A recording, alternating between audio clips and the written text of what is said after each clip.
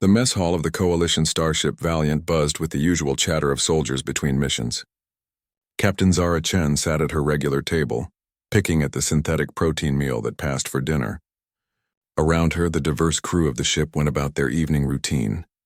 Thrakari warriors comparing battle scars, Selenite engineers discussing reactor efficiency, and human marines sharing jokes that made little sense to anyone else. "Another milk run tomorrow," Lieutenant Torres said, sliding his tray across from Zara. The burly human had been her friend since basic training on Earth 5 years ago. "Escort duty for some diplomatic transport." "Easy credits." Zara nodded absently, her dark eyes scanning the room. At 24, she was young for a captain, but her record spoke for itself. 3 successful deep space missions, 2 pirate encounters resolved without casualties, and a commendation for bravery during the Helix Station incident. Still, she could feel the weight of skeptical glances from some of the older crew members. "Captain Chen," a gravelly voice interrupted her thoughts. She looked up to see Commander Krath, the ship's Thrakari second-in-command. The reptilian alien towered over the table, his scarred hide telling the story of countless battles. "The Admiral wishes to speak with you privately." Torres raised an eyebrow. "Admiral Voss? What's the old man want with our Zara? Probably another promotion ceremony," joked Sergeant Murphy from the next table. "Our little captain's moving up in the world." Zara ignored the patronizing tone and stood. She had learned long ago that proving herself required actions, not arguments. "Thank you, Commander. I'll head to the communications bay immediately." The walk through the ship's corridors gave her time to think. The Coalition was humanity's first real chance at joining the galactic community as equals rather than junior partners. When the hegemony, a loose alliance of older species, had first encountered humans, they had been dismissive. Humans were young, emotional, and according to most alien psychologists, fundamentally unstable. That perception had started to change during the border wars 3 years ago. Human adaptability and what the aliens called creative tactical thinking had proved decisive in several key battles. But old prejudices died hard, especially when it came to human females in command positions. The communications bay was empty except for the duty officer, who quickly excused herself when Zara arrived. The holographic projection of Admiral Voss materialized moments later, his weathered face serious. "Captain Chen, I have a new assignment for you. Classification level Alpha 7. Zara straightened. Alpha 7 meant information that could affect the outcome of wars. "I'm ready, sir." 3 days ago, one of our deep reconnaissance ships detected something in the outer rim. A massive hegemony fleet, far larger than anything we've seen before. They're not heading for any of the disputed territories we've been fighting over. The Admiral paused, his expression grave. "They're heading straight for Earth." The words hit Zara like a physical blow. Earth, with its 12 billion inhabitants, was the heart of human space. It was also lightly defended, protected more by political agreements than military force. "How long do we have?" she asked.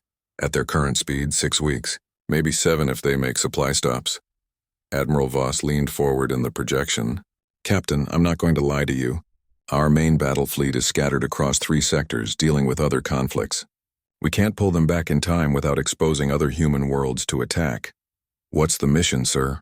"You're going to take the Valiant and a small task force into hegemony space. Your job is to find their supply lines and hit them hard enough to slow down that fleet." The Admiral's eyes were steady. "This isn't a suicide mission, Captain, but it's close. You'll be operating in enemy territory with no support and no backup." Zara felt her pulse quicken, but her voice remained steady. "How small a task force?" 5 ships. 2 destroyers, 2 frigates, and your cruiser.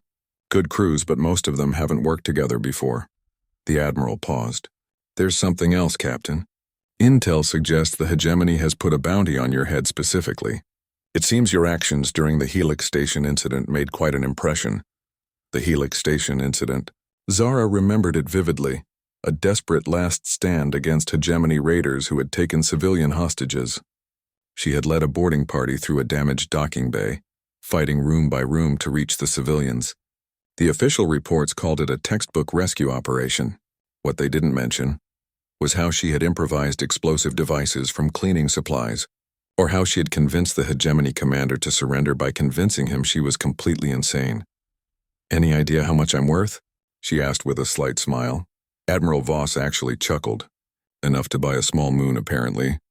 The hegemony military intelligence files we captured last month contained several references to the demon captain and the human who fights like a cornered vixen. It seems they're taking you quite seriously. After the briefing ended, Zara made her way back through the ship, her mind racing with tactical possibilities.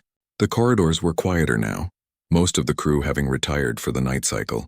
She found herself in the observation deck staring out at the stars through the reinforced viewport. Couldn't sleep either? She turned to see Dr. Sarah Kim, the ship's chief medical officer, approaching with 2 cups of coffee. The older woman had been like a mentor to Zara, one of the few people aboard who never seemed to notice her age or gender. Just thinking about tomorrow, Zara replied, accepting the coffee gratefully. Torres mentioned something about escort duty, but you don't look like someone preparing for a milk run. Dr. Kim studied Zara's face. Want to talk about it? Zara considered the classification level of her new orders. Can't, not yet. But Sarah, if something were to happen to me, would you look after the crew? Make sure they get home? The doctor's expression grew concerned. Zara, what's going on? Just promise me. Of course, but thank you. Zara finished her coffee and headed for the door. I should get some rest. Tomorrow's going to be interesting. As she walked back to her quarters, Zara couldn't shake the feeling that everything was about to change. The hegemony saw her as some kind of demon, a legend to be feared.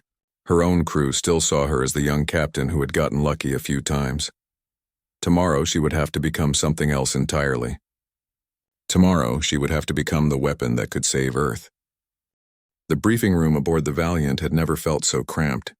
5 ship captains sat around the holographic display table, their faces illuminated by the blue glow of star charts and tactical data. Zara studied each of them carefully, knowing that their lives would depend on how well they could work together in the coming weeks. Captain Reynolds of the destroyer Thunderbolt was a grizzled veteran with 30 years of service. His weathered hands bore the scars of old battles, and his eyes held the weariness of someone who had seen too many friends die. He looked at Zara with barely concealed skepticism. Let me get this straight, Reynolds said, his voice gravelly from years of shouting orders over battle noise. We're taking 5 ships into the heart of hegemony space to attack supply convoys that could be escorted by entire battle groups? That's correct, Zara replied, manipulating the holographic display to show their planned route. Our job is to create enough chaos in their rear areas to force them to slow their advance on Earth. Captain Martinez of the frigate Swift Strike leaned forward. She was younger than Reynolds but older than Zara, with the intense focus of someone who had clawed her way up through the ranks. What kind of intelligence do we have on these supply lines? Limited, Zara admitted. Long-range reconnaissance shows regular traffic along 3 main routes. Heavy cargo haulers escorted by light cruisers mostly. The kind of ships designed to carry supplies, not fight wars. Commander Okafor of the destroyer Spear of Justice frowned. Light cruisers aren't exactly harmless, and if they're moving supplies for an invasion fleet, there will be more protection than usual. Zara nodded, which is why we're not going to fight fair. We hit fast, hit hard, and disappear before they can organize a response. Think of yourselves as pirates with a good cause. Captain Hendricks of the frigate Night Runner spoke up. He was the youngest of the group besides Zara, known for his aggressive tactics and his crew's loyalty. What about the bounty on your head, Captain Chen? Intel reports suggest the hegemony is taking you personally. Let them, Zara said simply. Fear is a weapon, and if they're already afraid of me, we can use that. The hegemony military thinks in terms of honor and formal battle. They don't understand humans who improvise, Reynolds snorted. Improvise? That's a fancy word for making things up as you go along. Sometimes that's exactly what wins wars, Zara replied. During the Battle of Kepler Station, Admiral Zhao defeated a hegemony squadron twice his size by hiding his ships in a debris field and pretending to be space junk. The enemy never saw the attack coming because it violated every rule of engagement they knew. And how many of Zhao's ships survived that battle? Reynolds asked pointedly. All of them, Zara said quietly, because he understood that the enemy's expectations were their weakness. The room fell silent for a moment.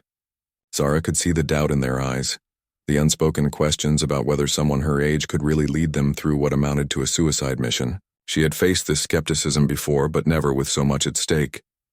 Look, she continued, I know what you're all thinking. I'm young, I'm inexperienced, and I'm asking you to follow me into enemy territory based on a plan that sounds insane. You're right on all counts. She paused, meeting each captain's eyes in turn. But the hegemony is afraid of me for a reason, and that reason might just keep us alive long enough to save Earth. Martinez spoke up. Tell us about Helix Station. The official reports don't match the stories we've heard. Zara hesitated. She rarely talked about that day. But these captains needed to understand what they were signing up for. Hegemony raiders had taken a civilian station. 300 hostages, including children. They were demanding the release of captured war criminals in exchange for the civilians' lives. And Command ordered you to negotiate? Hendricks asked. Command ordered me to assess the situation and report back. But by the time I got there, the raiders had already started executing hostages to prove they were serious. Zara's voice remained steady, but her hands clenched slightly. I had to make a choice. Follow orders and watch innocent people die or take action. So you boarded the station with how many troops? Okafor asked. 12 Marines. The station's docking bay was damaged, so we had to go in through a maintenance airlock. The raiders had sealed off most of the station, turning it into a maze of choke points and kill zones. Reynolds leaned back in his chair. Standard assault tactics would have gotten your people slaughtered, which is why I didn't use standard tactics. I split my team into pairs and gave each pair a different objective. Some created diversions, others moved toward the hostages, and I went after the raider commander personally. Zara manipulated the holographic display to show the station's layout. The key was making the raiders think they were facing a much larger force. How? Martinez asked, genuinely curious now. I used the station's environmental systems against them, turned up the heat in some sections, shut off the lights in others, and played recorded battle sounds through the communication speakers. I even rigged some cleaning supply closets to explode on remote triggers. Zara smiled grimly. By the time I reached their command center, the raiders thought the entire coalition fleet was somehow inside the station. Hendricks whistled softly. And the commander surrendered? After I convinced him that I was completely psychotic and would rather die fighting than accept defeat. I told him I had rigged the entire station to explode and that killing me would trigger the detonation. Zara shrugged. It was a bluff, but hegemony psychology reports suggested they respect suicidal determination. Was the station really rigged to explode? Reynolds asked. No, but they didn't know that, and I was convincing enough that they believed it. Zara looked around the room. That's what I mean about using their expectations against them. They expected me to follow human military doctrine. When I didn't, they had no idea how to respond. The captains exchanged glances. Slowly, Reynolds nodded. All right, Captain Chen, you've got our attention. What's the real plan? Zara activated a new display, showing detailed intelligence about hegemony supply routes. We're going to hit them where they least expect it, at their automated supply depots. These facilities are lightly defended because they're deep in hegemony space where no enemy could possibly reach them. Except us, Martinez said with growing interest. Exactly. We take out the depots, capture or destroy the supply ships, and make the hegemony think there's a major coalition offensive happening in their rear areas. They'll have to divert forces from the Earth attack fleet to protect their supply lines. Okafor studied the tactical data. This could actually work. But it requires perfect coordination and timing. One mistake and we're all dead. Then we don't make mistakes, Zara said simply. Gentlemen and ladies, we have 6 weeks to save 12 billion lives. I don't know about you, but I'd rather die trying than live knowing I didn't. Reynolds was quiet for a long moment, then slowly smiled. You know what, Captain? You're either brilliant or completely insane. Either way, it should be interesting. He stood and extended his hand. The Thunderbolt is with you. One by one, the other captains followed suit. As they filed out to prepare their ships, Martinez lingered behind. Captain Chen, she said quietly, there's something you should know. The crew of the Swift Strike includes several hegemony deserters. They might have insights into enemy psychology that could help. Zara nodded. Thank you. Any advantage we can get. There's something else. My communications officer intercepted some chatter from hegemony intelligence networks. They're not just afraid of you, they're obsessed with you. There are entire tactical analyses devoted to countering what they call Chen Doctrine. Chen Doctrine? Unpredictable human tactics that prioritize psychological warfare over direct confrontation. Apparently, you've become required reading at hegemony military academies. Martinez smiled. They're teaching courses on how to fight you. As Martinez left, Zara remained in the briefing room staring at the holographic display. Somewhere out there, Enemy commanders were studying her methods, trying to understand how she thought. But they were making the same mistake everyone else made. They assumed she had a system, a doctrine that could be analyzed and countered. The truth was simpler and more terrifying. She made it up as she went along, adapting to each situation with the creativity that made humans so dangerous. And now she had 5 ships and their crews depending on that creativity to save Earth. The first supply depot appeared on the tactical display like a metal flower blooming in the darkness of space. Commander Station Gamma 7 was exactly what Coalition intelligence had promised, a massive automated facility surrounded by cargo ships and serviced by robotic platforms. More importantly, it was defended by only 3 light patrol craft and a handful of automated defense turrets. Almost seems too easy, Reynolds commented over the comm channel. The 5-ship task force hung in empty space just outside the depot's sensor range. That's because it is too easy, Zara replied, studying the tactical readout. Martinez, what are your hegemony deserters telling you about this setup? Captain Martinez's voice came through clearly. They say it's standard for deep space supply operations. The hegemony doesn't expect attacks this far from the front lines, so they keep defenses minimal. But Senior Engineer Threx warns that the cargo ships might be carrying more than just supplies. Explain. Military equipment being transported to the invasion fleet. Some of those containers could be holding weapons or even small craft that could launch if we're not careful. Zara nodded, adjusting her tactical plan. Okafor, Hendricks, you take the patrol craft. Fast and clean. Reynolds, you and Martinez handle the cargo ships. I want everything disabled, not destroyed. We need to see what they're carrying before we decide what to blow up. What about the depot itself? Reynolds asked. That's mine. The Valiant will dock with the main station and plant charges. If we can make this look like sabotage from within, it'll send the hegemony looking for spies instead of invasion fleets. The attack began with surgical precision. Hendricks dropped his frigate Night Runner out of hyperspace directly above the patrol craft. His weapons powered down to create the illusion of a supply ship arriving off schedule. By the time the hegemony crews realized their mistake, plasma torpedoes had disabled their engines and communications. Okafor's destroyer Spear of Justice emerged from behind a cluster of asteroids, moving with the deadly grace of a predator. His targeting systems locked onto the remaining patrol ships before they could raise their shields, leaving them floating helplessly in space. Patrol craft neutralized, Okafor reported. No casualties on either side. Copy that. Reynolds, Martinez, you're clear to move in. The Thunderbolt and Swift Strike approached the cargo convoy from opposite sides, their weapons trained on the massive freighters. The civilian crews aboard the cargo ships offered no resistance, shutting down their engines and opening their holds for inspection. Captain Chen? Martinez called out, excitement in her voice. You need to see this. One of these cargo ships is carrying enough antimatter warheads to level a planet. Zara felt a chill run down her spine. Antimatter weapons were banned by every civilized species in the galaxy. If the hegemony was transporting them to the Earth attack fleet, it meant they weren't planning to conquer humanity. They were planning to exterminate it. Document everything, she ordered. Full sensor records, visual confirmation, the works. Command needs to know what we're dealing with. While her task force secured the cargo ships, Zara piloted a boarding shuttle toward the supply depot. The massive station rotated slowly, its automated systems continuing their work despite the chaos around them. Loading arms moved with mechanical precision, transferring supplies from storage bays to waiting transport pods.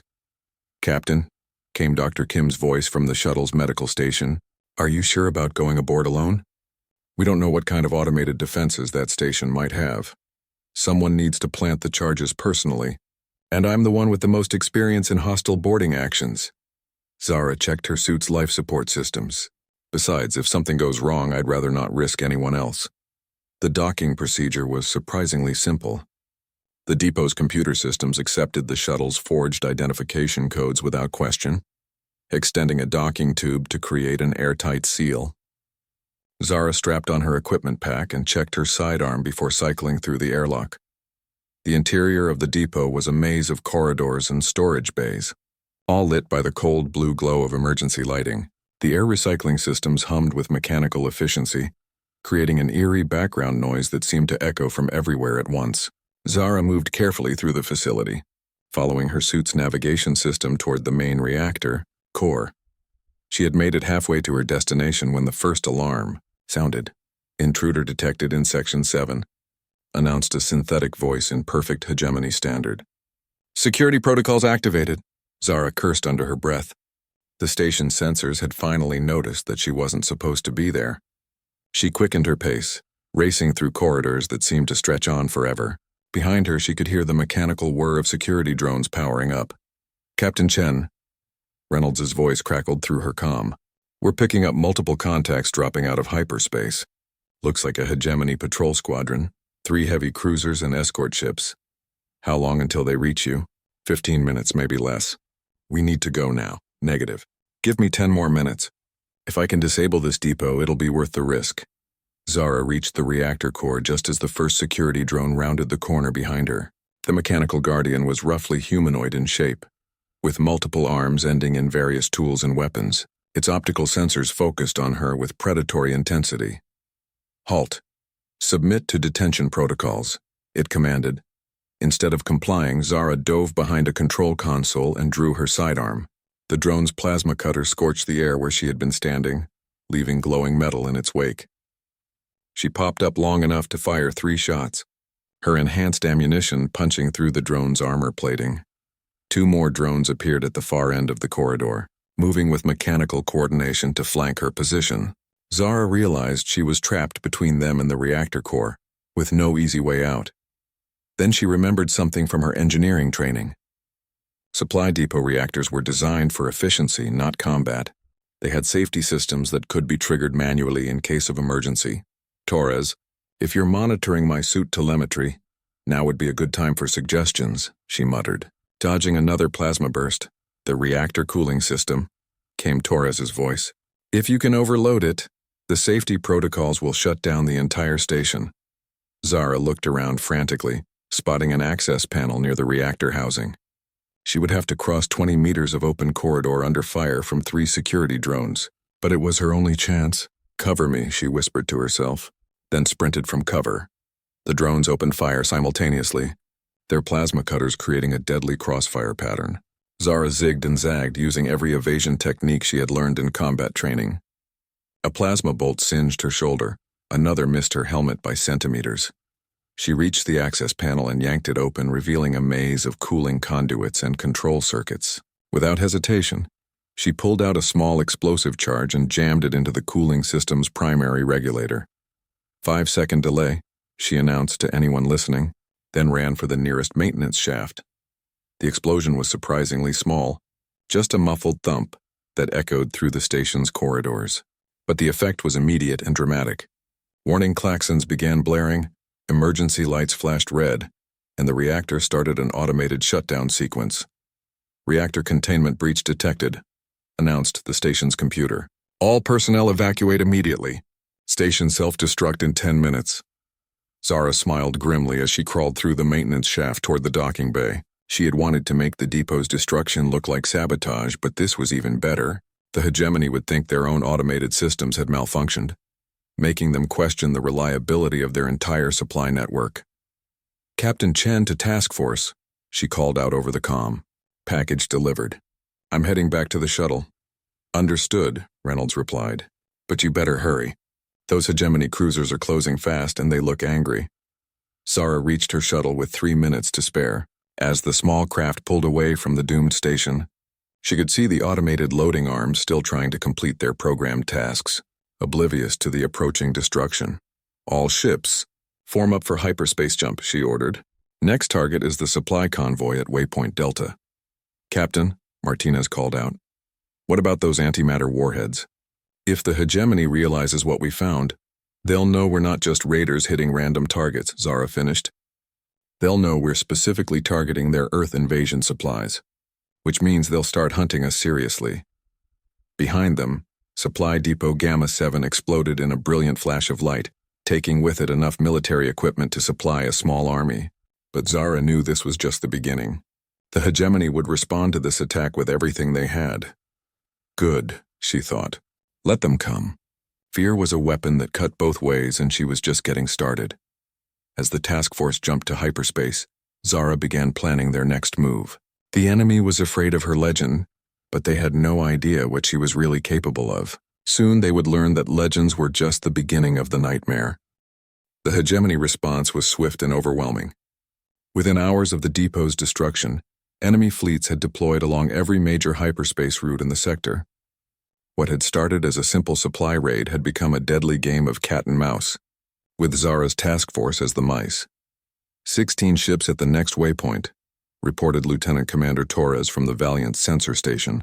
4 heavy cruisers, 8 destroyers, and what looks like a dedicated hunter-killer squadron. Zara studied the tactical display in the ship's war room, where her 5 captains had gathered via holographic projection. The hegemony was taking no chances. They had positioned enough firepower at each strategic location to destroy a small fleet. "They're not just hunting us anymore," Reynolds observed. "This is a full military operation. Someone high up in their command structure wants us dead. Or wants me dead specifically," Zara corrected. "Captain Martinez, what are your deserter contacts saying about hegemony command structure? Who would have the authority to deploy this many ships?" Martinez consulted her notes. "Threx says this kind of response would require approval from at least a fleet admiral, possibly someone from the high command itself. The fact that they're pulling ships from other operations suggests they consider you a strategic threat." "Good," Zara said simply. "Fear makes people make mistakes." "Okafor, what's our supply situation?" Commander Okafor checked his datapad. "Food and life support are fine for another month. Ammunition is the problem. After the depot raid, we're down to 60% of our ordnance load. If we get into a serious firefight, we won't have enough firepower for a second engagement." "Then we don't get into serious firefights," Zara replied. "We're going to change tactics. Instead of hitting fixed targets, we're going to hunt their hunting parties." Reynolds frowned. "Come again?" "Think about it. The hegemony has deployed dozens of ships to hunt 5. Every ship they have chasing us is a ship that's not protecting their supply lines or supporting their Earth invasion fleet. We turn their strength against them by making them waste resources." Hendricks leaned forward in his projection. "How do we hunt ships that are specifically hunting us? We're outnumbered and outgunned. By being unpredictable, they expect us to run and hide, to avoid contact until we can strike at soft targets. Instead, we're going to do what humans do best. We're going to improvise." Over the next week, Zara's task force became a ghost in the hegemony's supply network. They would appear at random locations, engage enemy patrols just long enough to create confusion, then disappear before reinforcements could arrive. Each attack followed a different pattern, used different tactics, and targeted different types of ships. The Night Runner used its stealth capabilities to shadow a hegemony supply convoy for 3 days, broadcasting false distress signals that drew escort ships away from their charges before slipping away undetected. The swift strike pretended to be a damaged freighter, luring a patrol destroyer into weapons range before revealing its true nature in a devastating surprise attack. But it was Zara herself who created the most havoc. The Valiant began showing up in impossible locations, striking at targets that should have been beyond her reach. Hegemony intelligence reports became increasingly frantic as their analysts tried to understand how a single human cruiser seemed to be in multiple places simultaneously. "Captain," Dr. Kim said during one of their brief rest periods between operations, "you haven't slept in 36 hours. This pace is going to kill you before the enemy gets the chance." "Can't stop now," Zara replied, studying the latest intelligence reports on her personal display. "Every hour we delay gives the hegemony more time to organize their response. And according to these reports, their Earth invasion fleet is still on schedule.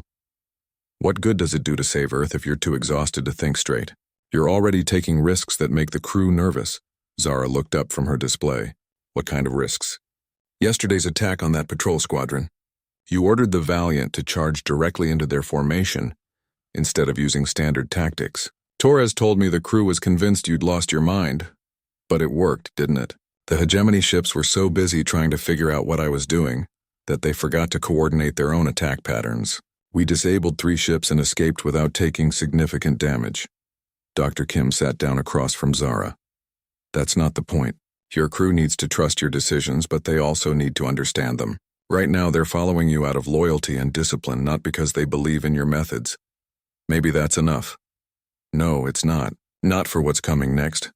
Dr. Kim pulled up a chair. "Sarah Martinez asked me to talk to you. She's concerned about the psychological profiles her deserter contacts have been compiling." "What profiles?" "Hegemony Intelligence has created detailed psychological assessments of you and your command style. They're not just studying your tactics anymore, they're trying to predict your mental state, your decision-making process under stress, even your personal relationships with your officers. Zara felt a chill. They're trying to get inside my head. More than that, they're building a trap specifically designed to exploit what they see as your weaknesses: impulsiveness, over-identification with your crew, and a tendency to take personal responsibility for mission outcomes. Those aren't weaknesses. They are if the enemy knows how to use them against you. Dr. Kim leaned forward. Zara, they're not just afraid of your legend anymore. They understand that you're human, which means you can be manipulated like any other human. The conversation was interrupted by an urgent communication from the bridge. Captain Chen to the war room immediately, came Commander Krath's gravelly voice. Priority Alpha message from command. Zara made her way to the communications center, where Admiral Voss's holographic image was waiting. The old man looked haggard, as if he hadn't slept in days. Captain Chen, I have an update on the Hegemony invasion fleet. They've accelerated their timetable. Our latest reconnaissance shows they'll reach Earth in 4 weeks, not 6. What changed? Zara asked. Intelligence suggests your raids have convinced them that coalition forces are more active in their rear areas than previously thought. They're pushing the invasion forward to prevent us from building up our defenses. Admiral Voss paused. In other words, your success is working against us. Zara absorbed this information. What are my new orders, sir? You have 2 options. You can continue harassing their supply lines, hoping to slow them down enough for our main battle fleet to reach Earth in time. Or, the Admiral hesitated, you can attempt a direct strike against the invasion fleet itself. A direct strike? Sir, we have 5 ships against hundreds. I know the odds, Captain. But our analysts believe the Hegemony fleet is vulnerable while in hyperspace transit. If you could intercept them at one of their scheduled stop points, you might be able to cause enough damage to delay their arrival. Zara considered the implications. A direct attack on the main invasion fleet would almost certainly be suicide for her task force. But if they could buy Earth even a few more days, it might make the difference between survival and extinction for humanity. I'll need detailed intelligence on their route and timing, she said. Already prepared, but Captain, there's something else you need to know. Hegemony Intelligence has issued a standing order to all their commanders. You are to be taken alive if possible. They want to study you to understand how human tactical thinking works. And if capture isn't possible, Admiral Voss's expression was grim. Then they've authorized the use of antimatter weapons to ensure your destruction. They'd rather eliminate an entire star system than let you escape again.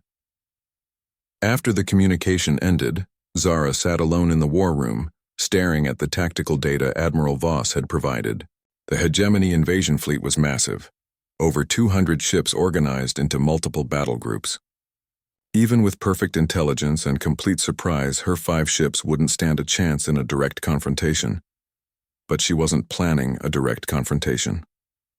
She was planning something the Hegemony would never expect, something so audacious that it would either save Earth or destroy everything she cared about. Torres entered the war room, carrying 2 cups of coffee.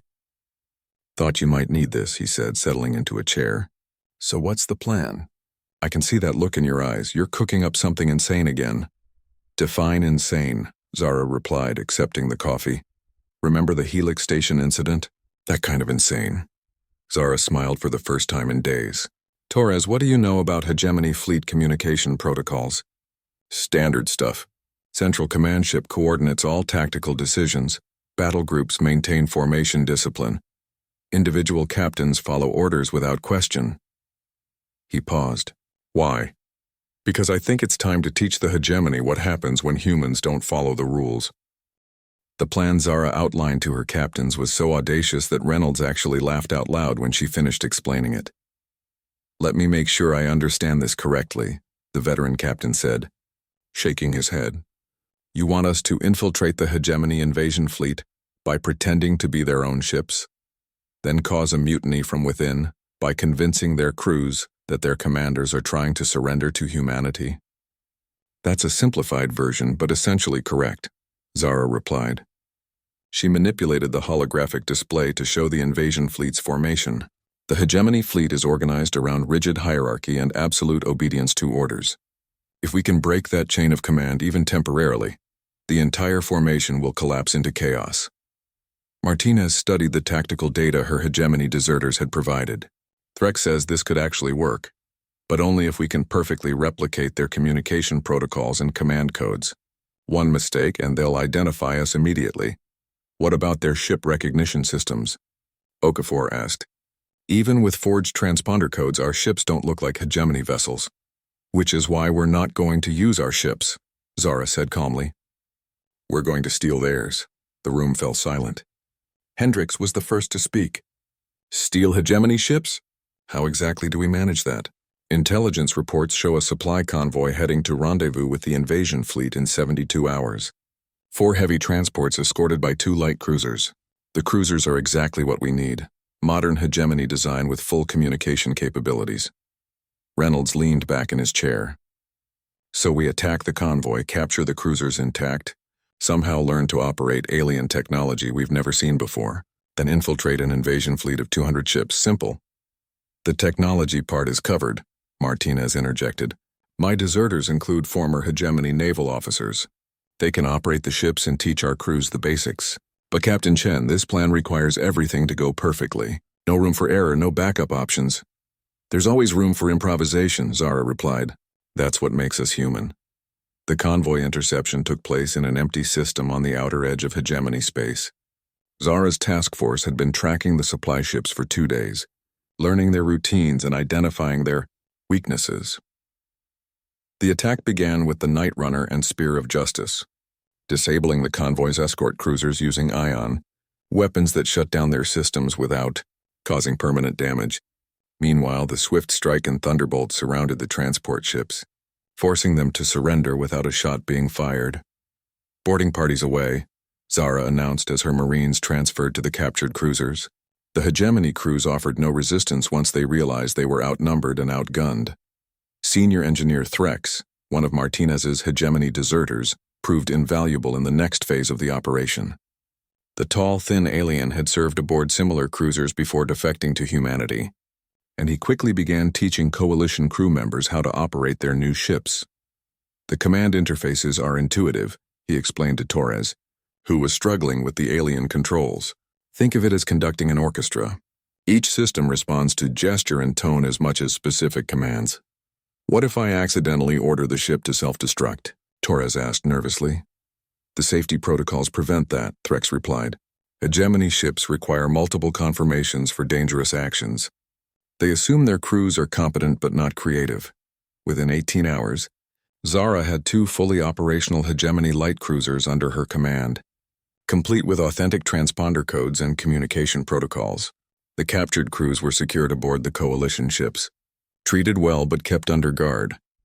Time to test our disguise, Zara announced from the bridge of her newly acquired cruiser, now designated Phantom 1.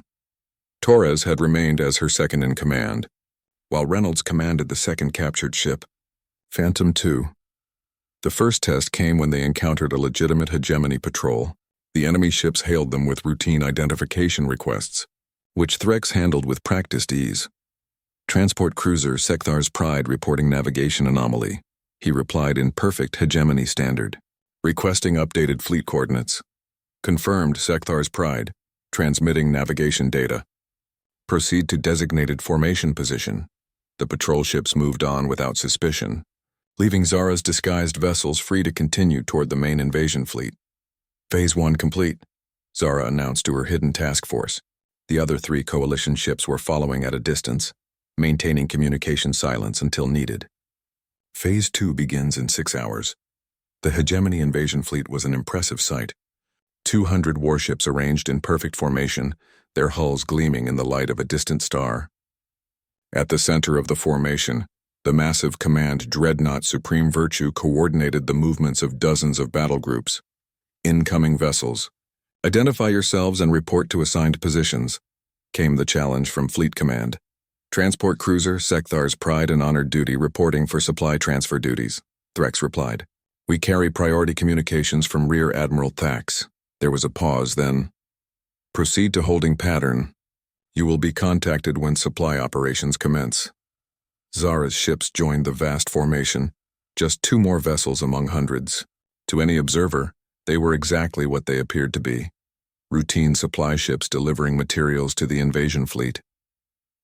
Now comes the hard part, Zara muttered, studying the fleet's communication traffic. The hegemony used a complex network of encrypted channels to coordinate their movements, with different levels of priority for different types of messages. "Captain," Torres said quietly, "we're receiving standard fleet updates. Looks like they're planning to begin the final approach to Earth in 48 hours.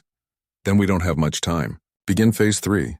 Phase 3 was where Zara's plan became truly audacious. Using her captured cruiser's legitimate communication access, she began injecting false messages into the fleet's information network. Nothing dramatic at first, just subtle alterations to routine reports and supply requests.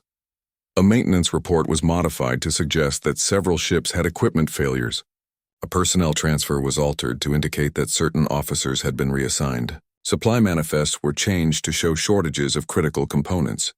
"What exactly are we trying to accomplish?" Reynolds asked during a brief encrypted communication between the disguised ships. "Confusion," Zara replied. "The hegemony fleet operates on perfect information and absolute trust in the chain of command. We're going to break both of those assumptions." Over the next 12 hours, the false information began to take effect. Ship captains started questioning orders they thought they had received. Supply officers reported discrepancies in their manifests. Junior officers began to doubt whether their superiors were telling them the truth about mission parameters. But the real masterstroke came when Zara accessed the fleet's disciplinary communication channels. Using stolen command codes, she began issuing contradictory orders that appeared to come from different levels of the hierarchy. A battle group commander received orders to change course, followed an hour later by different orders to maintain original heading.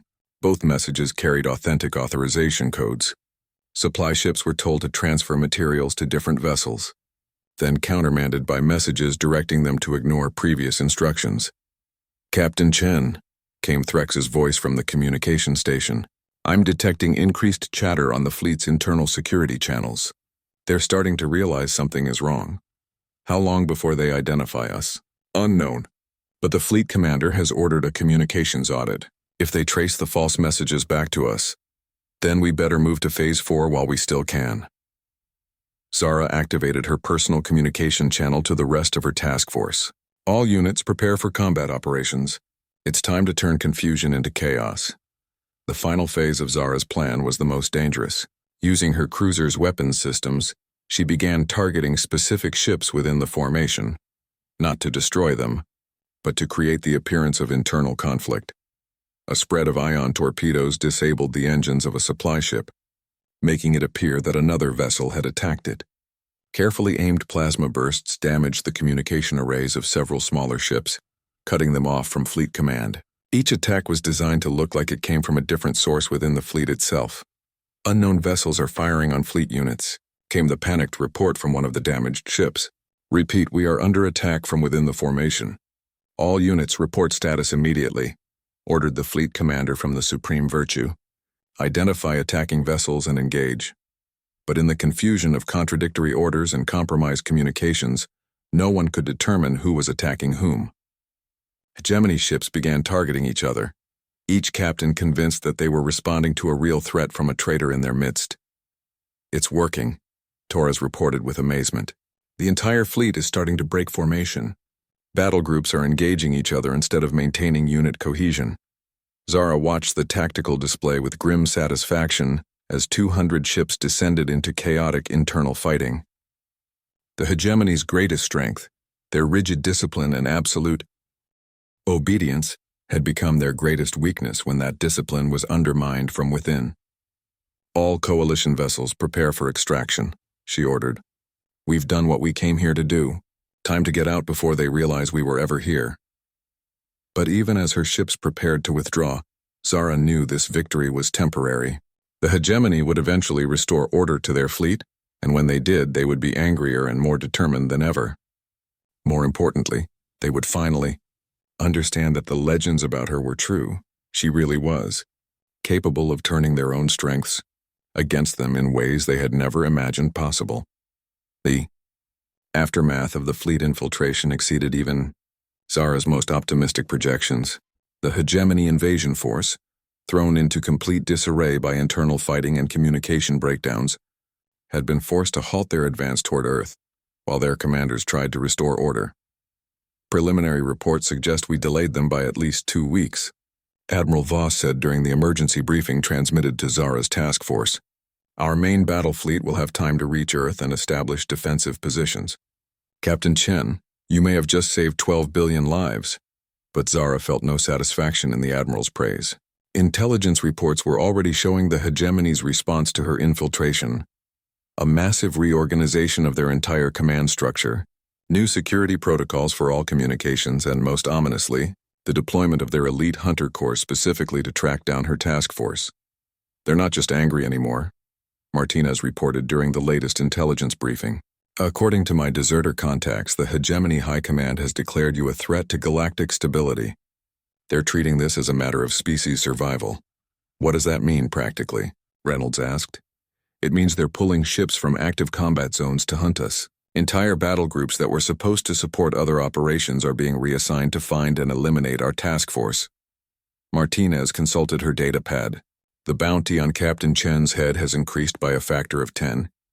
They're offering enough resources to purchase an entire star system for her capture. Zara studied the tactical reports spreading across the holographic display. Red markers showed confirmed hegemony hunter groups, while yellow indicators marked probable search patterns. In just 72 hours, the enemy had deployed over 50 ships specifically to find her 5 vessels. They're using our success against us, she realized. Every victory we've achieved has taught them more about our capabilities. Now they're adapting their entire strategy to counter our tactics. Which is why I'm recommending we withdraw from the operation, Dr. Kim said firmly. We've accomplished the mission. Earth has time to prepare its defenses. There's no strategic value in staying and risking capture or destruction. Torres looked up from his sensor analysis. Doc's right, Zara. The odds of us making it back to Coalition space are getting worse every hour. We've pushed our luck about as far as it'll go. But Hendricks disagreed. If we withdraw now, the hegemony will redeploy those hunter groups back to the invasion fleet. We might have bought Earth 2 weeks, but that's all. Our presence here is tying up significant enemy resources. At what cost? Dr. Kim countered. Look at our crew efficiency reports. Fatigue levels are approaching critical. Stress indicators are off the charts, and we're operating with minimal supplies deep in enemy territory. We're one major engagement away from complete breakdown. Zara listened to the debate while studying intelligence reports about the hegemony's new hunter tactics.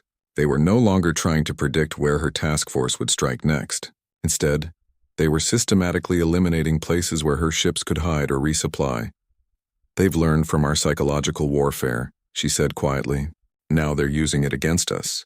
They want us to feel trapped, desperate, and overwhelmed. They're counting on us making a mistake. Are we? Reynolds asked bluntly. Making a mistake by staying, I mean?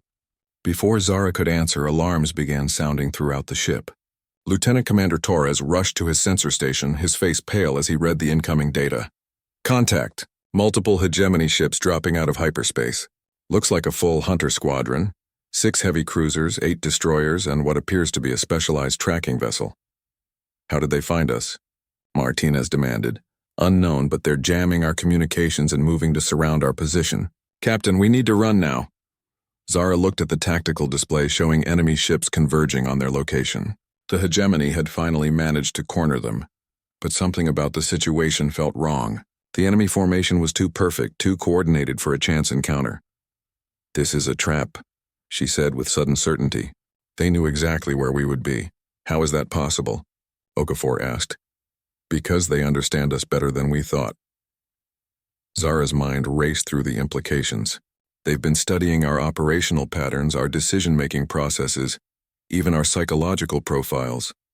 They knew we would come here because this location fits our tactical preferences perfectly. The communication system crackled to life with an incoming transmission on a frequency that should have been impossible for the hegemony to access. Captain Zara, Chen of the coalition ship Valiant, came a cultured voice speaking perfect human standard. This is Fleet Admiral Corthex of the Hegemony Hunter Command. I believe it is time we spoke directly. Zara hesitated, then activated the reply channel. Admiral Corthex. I'm listening?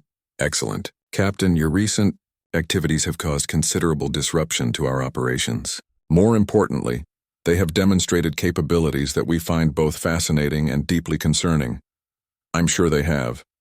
Indeed, which is why I am prepared to offer you terms for surrender.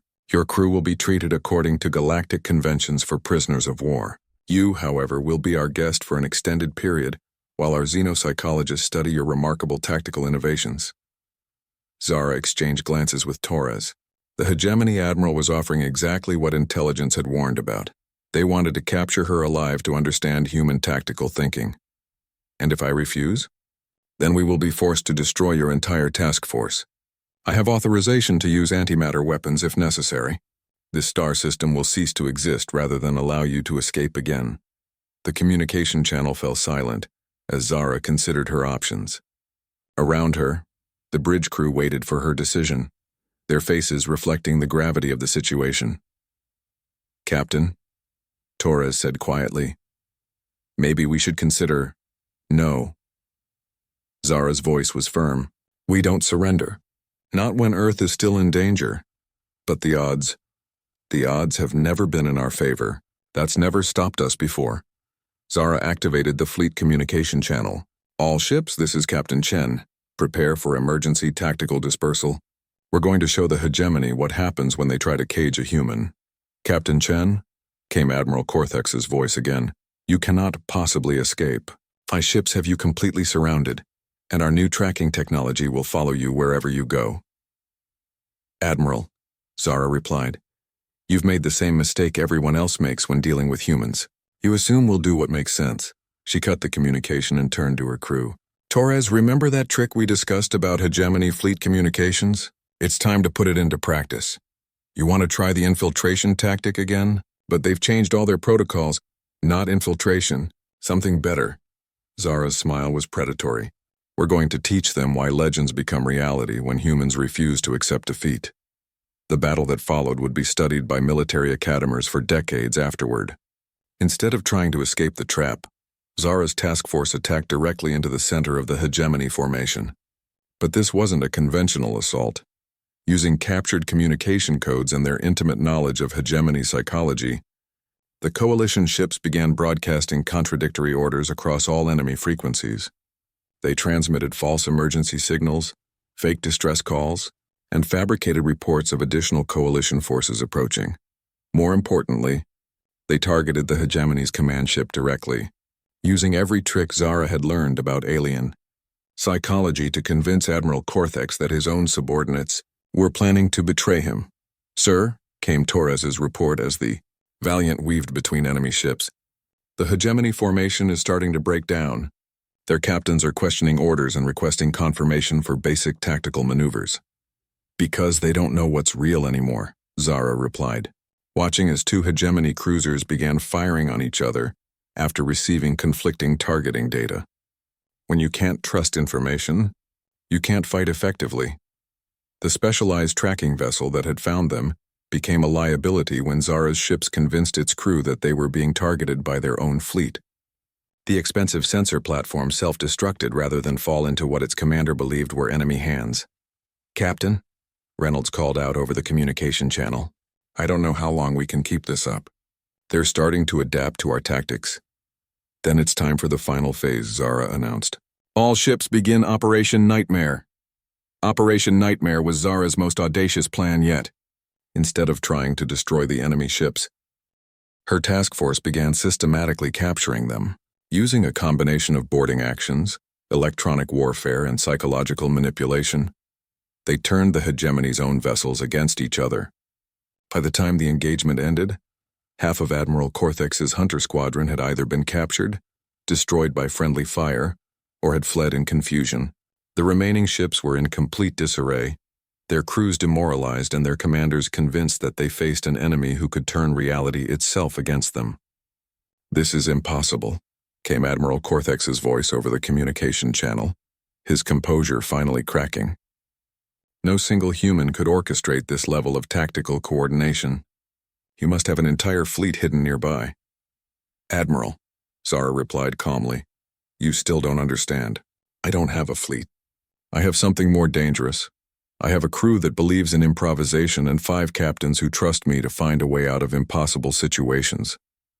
As her task force prepared to withdraw from the battlefield, Zara realized that the balance of the war had fundamentally shifted. The hegemony was no longer just afraid of her legend. They were terrified of the reality that humans could achieve the impossible through sheer determination and creative thinking. But she also knew this victory had cost them more than they could afford. Her crews were exhausted, her ships were damaged, and the enemy now understood just how dangerous she truly was. The final confrontation was coming, and when it arrived, there would be no room for improvisation or clever tactics. It would come down to pure determination, and the question of whether legends could survive when they became real. 3 weeks after the Hunter Squadron engagement, Zara's task force had become something that existed more in legend than reality. Coalition intelligence reported that hegemony commanders were seeing her ships in multiple sectors simultaneously, receiving reports of attacks that matched her tactical signature from across their territory. "They're starting to imagine us everywhere," Martinez reported during what had become their daily briefing aboard the battered Valiant. "My deserter contacts say hegemony crews are afraid to trust their own sensors. They think we have the ability to appear and disappear at will, which we do," Torres pointed out, "thanks to that cloaking technology we salvaged from their hunter ships. But the power drain means we can only stay invisible for a few hours at a time."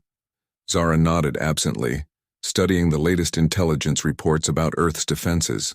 The delay they had created had given the Coalition fleet time to establish defensive positions around humanity's home world, but the numbers were still overwhelming. When the hegemony invasion force finally arrived, they would still outnumber the defenders 3-1. "There's something else," Dr. Kim said quietly. "I've been monitoring communications from the medical bay. Our crew is showing signs of severe psychological strain. They're having nightmares about capture, talking about the hegemony in terms that sound almost supernatural. We've been fighting monsters for so long that we're starting to see them everywhere. And the enemy crew we've captured? Worse. They're convinced that you're some kind of demon sent to destroy their civilization. They refuse to eat food prepared by humans, claiming we're trying to poison their minds." Dr. Kim paused. "Zara, both sides are losing perspective on what this war is really about." Before Zara could respond, alarms began sounding throughout the ship. But these weren't the tactical alerts they had grown accustomed to. These were the broad-spectrum emergency signals. That meant something catastrophic had happened. "Captain, to the bridge immediately," came Commander Krath's urgent voice. "Priority Alpha communication from Earth Command." Zara arrived at the communications center to find Admiral Voss's holographic image waiting for her. But the old man looked older than she had ever seen him. His uniform was wrinkled, his eyes were bloodshot, and his hands shook slightly as he spoke. "Captain Chen, I have grave news. The hegemony invasion fleet has reached Earth. The battle began 6 hours ago." Zara felt the deck seem to shift beneath her feet. "What's our status?" "We're holding barely. The enemy force was larger than we expected. Over 300 ships, including reinforcements they pulled from other sectors. Our defensive fleet is taking heavy casualties." Admiral Voss paused, gathering himself. "Captain, I need you to understand something. This may be humanity's last stand. If Earth falls, Earth won't fall," Zara said firmly. "What are my orders?" "Return to Earth immediately with whatever force you can muster. We need every ship, every weapon, every tactical advantage we can get." "Understood, sir. But I'll need 48 hours to prepare. My task force is in no condition for a major engagement." Admiral Voss nodded. 48 hours, Captain. After that, there may not be a human civilization left to defend." After the communication ended, Zara called an emergency meeting of her surviving captains. The holographic projections showed the wear and exhaustion that marked all of their faces. Reynolds with his 1,000-yard stare, Martinez with her nervous energy, Okafor with his quiet determination, and Hendricks with his barely contained rage. "We're going home," she announced without preamble. "Earth is under attack and they need us." "How many ships do we have operational?" Reynolds asked. 3. The Valiant, the Thunderbolt, and the Swift Strike. The Spear of Justice needs another week for repairs, and the Night Runner lost her main drive in the last engagement. 3 ships against a full invasion fleet, Hendricks said with bitter humor. "Even for us, those are interesting odds." "We're not going to fight the entire invasion fleet," Zara replied. "We're going to do what we've always done, find their weakness and exploit it." Martinez leaned forward. "What weakness?" "They have overwhelming numerical superiority and defensive positions around Earth. They have something else too. They have fear. Zara activated the holographic display, showing intelligence reports about hegemony communication traffic. Look at these intercepts. Their commanders are spending as much time worrying about where I am as they are coordinating the battle. They've deployed over 50 ships just to watch for my arrival. So they're expecting us, Okafor observed. They're expecting the legend. They're expecting the demon captain who can appear anywhere, turn their own ships against them and win impossible victories through pure audacity. Zara's smile was grim. They're not expecting 3 battered ships with exhausted crews running on determination and whatever tricks we can improvise. What's the plan? Reynolds asked. We're going to give them exactly what they fear most. We're going to make the legend real.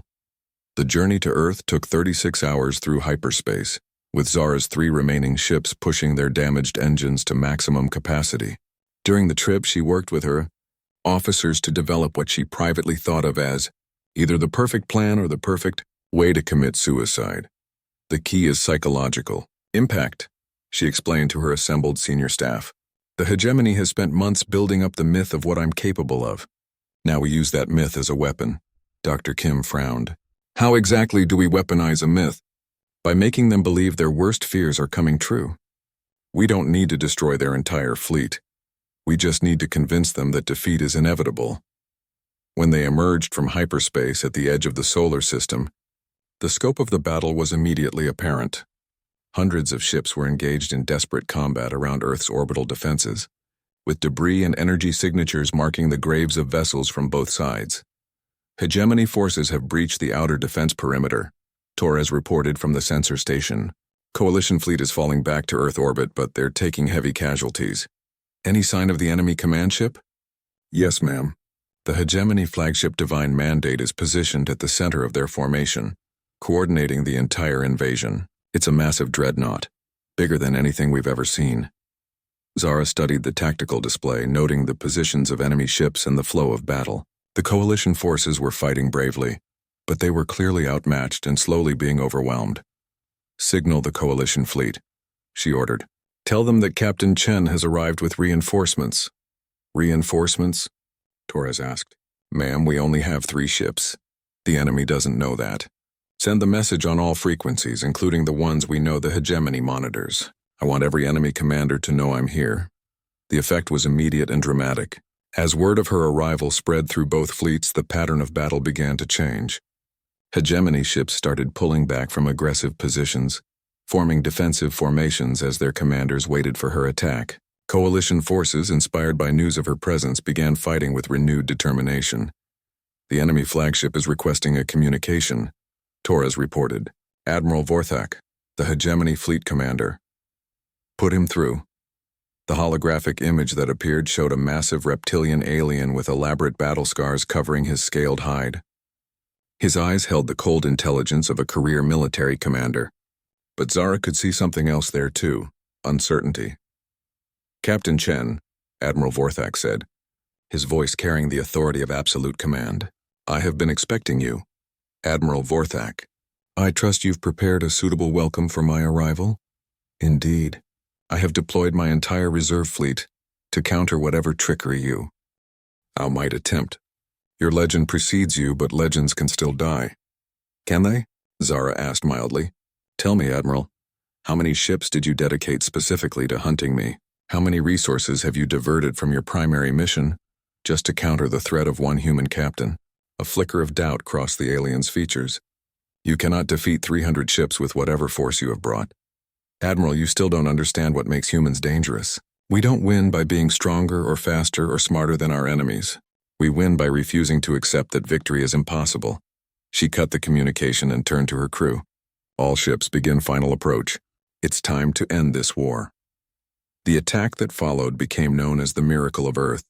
Instead of engaging the enemy fleet directly, Zara's 3 ships began a complex dance of deception and misdirection. They used their captured hegemony technology to appear as multiple vessels, broadcasting false sensor signatures that made it seem as if coalition reinforcements were arriving from every direction. At the same time, they targeted the hegemony's command and control systems. Using every trick they had learned about enemy psychology and communication protocols, they began sowing confusion throughout the invasion fleet. False orders created chaos, Contradictory intelligence reports paralyzed decision-making, and carefully placed attacks on communication relays left entire battle groups without coordination. The Valiant, Thunderbolt, and Swift Strike seemed to be everywhere at once, striking targets across the enemy formation before disappearing back into the confusion of battle. To the hegemony commanders, it appeared that they faced an enemy who could manipulate space and time itself. But it was the attack on the flagship Divine Mandate that broke the enemy's will to fight. Using a combination of captured hegemony shuttles and forged identification codes, Zara personally led a boarding party into the heart of the massive dreadnought. The fighting was brutal and desperate, with human marines battling through corridors filled with enemy troops. But Zara had studied the ship's layout, understood its command structure, and knew exactly where to strike for maximum psychological impact. When she finally reached the bridge of the Divine Mandate, Admiral Vorthak was waiting for her with his remaining officers. The massive alien commander held his sidearm steady, but Zara could see the defeat in his eyes. "Surrender your fleet, Admiral," she said calmly, her own weapon trained on him. "Your invasion has failed." "Impossible. I have 300 ships. You have 3. I have something more valuable than ships, Admiral. I have the absolute certainty that humans will never give up, never surrender, and never accept defeat." "Can you say the same about your crews?" As if to emphasize her point, reports began flooding in from across the hegemony fleet. Ship after ship was requesting new orders, reporting system failures, or simply breaking off from the engagement. The psychological warfare that had begun weeks ago in the supply depots had finally reached its culmination. Admiral Vorthak looked around his bridge at the defeated faces of his officers, then slowly lowered his weapon. "What are your terms?" "Complete withdrawal from human space, release of all coalition prisoners, and recognition of humanity's right to exist as an independent species." The alien admiral was quiet for a long moment, then activated his fleet communication system. "All units, this is Admiral Vorthak. Cease hostilities and withdraw to Rally Point 7. The invasion is terminated." As the hegemony fleet began its retreat from Earth, Zara stood on the bridge of the captured flagship and watched the victory she had never truly believed possible. Around her, coalition forces were cheering, celebrating the salvation of their home world. "Captain," Torres said quietly, approaching with a communication pad, "Admiral Voss is requesting a full debrief. He wants to know how 3 ships managed to defeat an entire invasion fleet." Zara thought about that question as she looked out at the stars. How did you explain that the real weapon hadn't been ships or tactics or superior technology? How did you tell a military commander that victory had come from the simple refusal to accept that defeat was inevitable? "Tell the Admiral I'll provide a full report," she said finally. "But the truth is simple. We won because we're human, and humans don't know how to give up." Dr. Kim joined them at the viewport, looking out at the retreating enemy fleet. "So what happens now? Do you think this will end the war?" "I think the galaxy just learned something important about humanity," Zara replied. "They learned that our legends aren't just stories, they're promises. And when humans make a promise about protecting what we love, we keep it no matter the cost." 3 months later, Zara stood in the Coalition headquarters on Earth, wearing a dress uniform that felt strange after so many weeks in combat gear. The medal ceremony was a grand affair, with representatives from dozens of species gathered to witness humanity's formal recognition as a major galactic power. "The Order of Galactic Merit," announced the Coalition Secretary General, as he placed the heavy medal around Zara's neck, "for extraordinary service in defense of civilized worlds and the preservation of interspecies peace." The applause was thunderous, but Zara found herself thinking about her crew, Torres receiving his promotion to commander, Dr. Kim accepting a position at the new Xenopsychology Institute, Reynolds finally getting the retirement he had earned a dozen times over. Each of them had played a crucial role in their impossible victory. After the ceremony, Zara found herself on a balcony overlooking the rebuilt spaceport where her original task force had been assembled.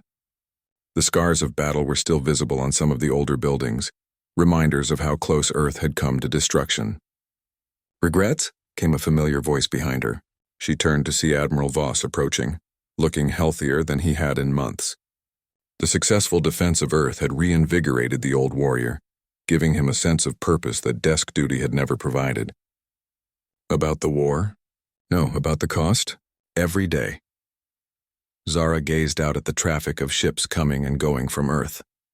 We saved humanity, but we changed what it means to be human in the process. Before this war, we were just another young species trying to find our place in the galaxy.